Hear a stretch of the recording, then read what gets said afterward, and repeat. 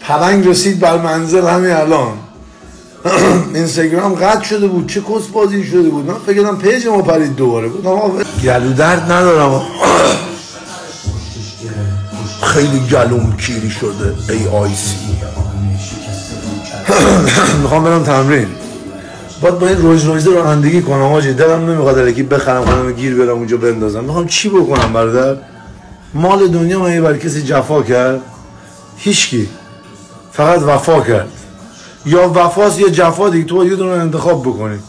به نظر شما فکر میکنین که من اگر این کفش امروز بپوشم با این تیپ جفایی من وفا میشه یا نمیشه بچه ها؟ من نمیتونم استوری نذارم آجی. اصلا راه نداره. من باید انرژیمو با هموطنانم داشتم عرض میکردم، من باید با هموطنانم این انرژی رو تقسیم بکنم.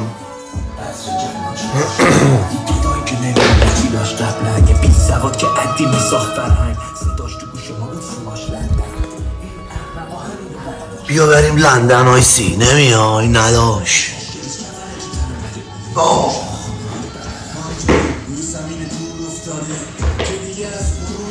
آقا میگم امروز یه لحظه کل این اینستاگرام دنیا قطع شد.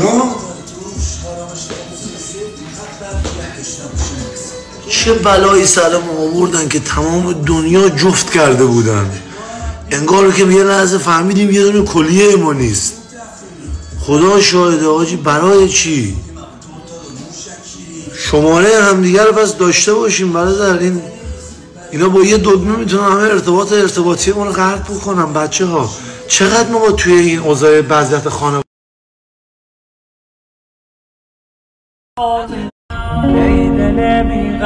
آقا این ماشین چیه؟ حالا این جیپ خارکسته بازیش گل کرد. حالا این چیه؟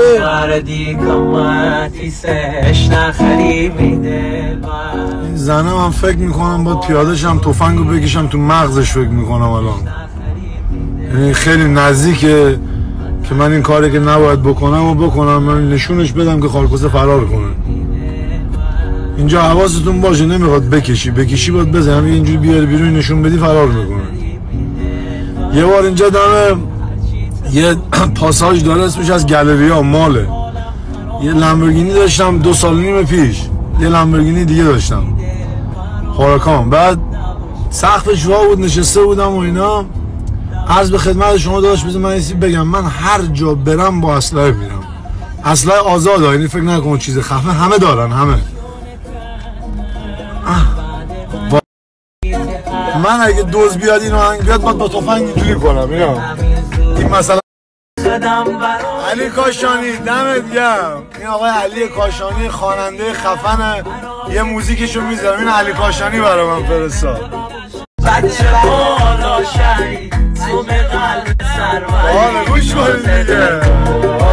نازقمون فرفری موی من عطر خشموی من مشکی گیسو